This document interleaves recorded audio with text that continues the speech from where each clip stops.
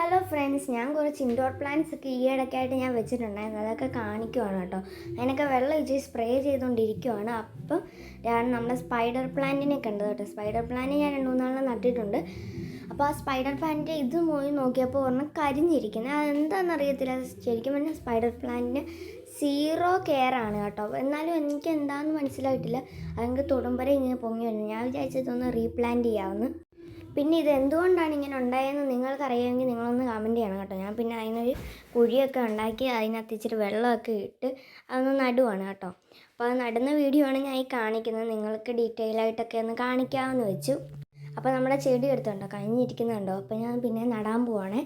അപ്പോൾ ഞാൻ അങ്ങനെ നടുവാണ്. ഞാൻ ഇത് വെച്ചേക്കുന്നത് എൻ്റെ റൂമിൻ്റെ ആ സൈഡിൽ ജനൽപ്പടിയിലാണ് കേട്ടോ. അതുകൊണ്ടാണ് ഞാൻ അവിടെ നിന്ന് വീഡിയോ എടുത്തത്. അപ്പോൾ അവിടെ നട്ടു വെച്ചിട്ടുണ്ട് കേട്ടോ.